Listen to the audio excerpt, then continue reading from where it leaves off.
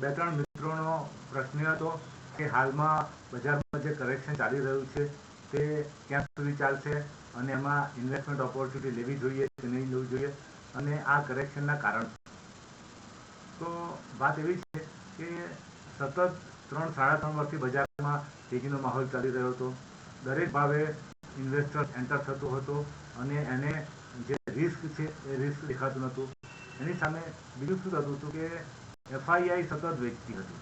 તો જો છેલ્લા 20 વર્ષનો રેકોર્ડ કાઢવામાં આવે તો એફઆઈઆઈને કોઈ નિફ્ટીના સંદર્ભમાં જોઈએ તો નિફ્ટીનો 20 વર્ષનું રિટર્ન અરાઉન્ડ 10.5% છે ડોલર ટર્મ્સમાં, અને સ્ટાન્ડર્ડ એન્ડ પુઅર જે અમેરિકાનો લાર્જ ઇન્ડેક્સ છે એનું રિટર્ન અરાઉન્ડ 10.5% જેવું. તો એફઆઈઆઈ એટલા માટે વેચે છે કે એને કોઈ રિટર્ન આપણા ઇન્ડિયાના ઇમર્જિંગ માર્કેટમાં દેખાતું નથી, એટલે એ લોકો સતત વેચી રહ્યા છે કારણ કે એમને ત્યાં પોતાની ઓપોર્ચ્યુનિટી વધારે લાગી રહી છે.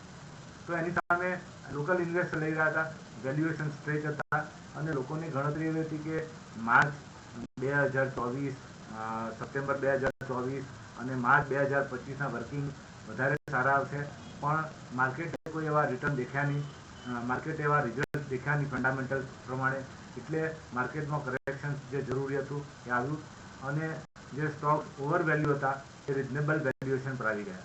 એટલે આ કરેક્શન આમ નિફ્ટી પર જોવા જઈએ તો અરાઉન્ડ 10%ની આસપાસનું છે, પણ પર્ટિક્યુલર સ્ટોક્સ ઘણા બધા તૂટી ગયા છે.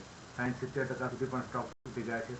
જે પોપ્યુલર સ્ટોક હતા, રેલવે, ડિફેન્સ, બાકીના બધા જે પીએસયુ સ્ટોક છે એ પીએસયુ સ્ટોક્સની ધોલાઈ બહુ થઈ છે કારણ કે એના અર્નિંગ્સ કરતાં, એના શેર દીઠ કમાણી કરતાં બજાર ભાવ ઘણા બધા વધારે.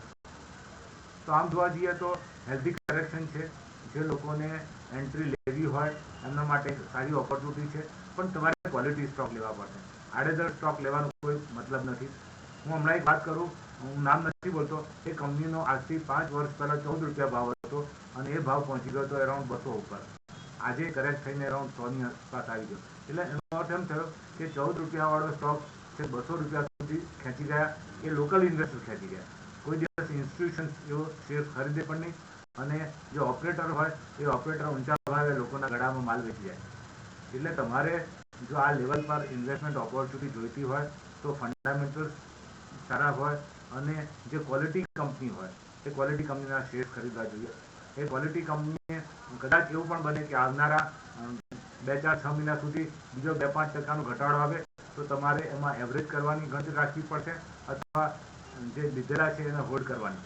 એવું નહીં બને કે તમે બીજા 5% ઘટી ગયો એટલે તમે વેચી નાખો.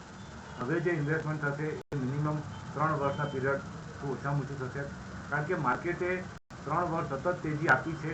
હવે એ થાક ખાય છે, કન્સોલિડેશન થશે. કેટલા બધા સ્ટોક ઉપલા લેવલ પરથી ઘટ્યા છે અને ઘટેલા પછી આ લેવલ પર અથડાશે. એટલે માર્કેટ રેન્જ બાઉન્ડ રહેશે. માર્કેટમાં કન્સોલિડેશનનો ફેઝ ચાલી રહ્યો છે, એટલે ગભરાયા વગર તમારે ક્વોલિટી સ્ટોક લેવા હોય તો ટુકડે ટુકડે લઈ શકો છો.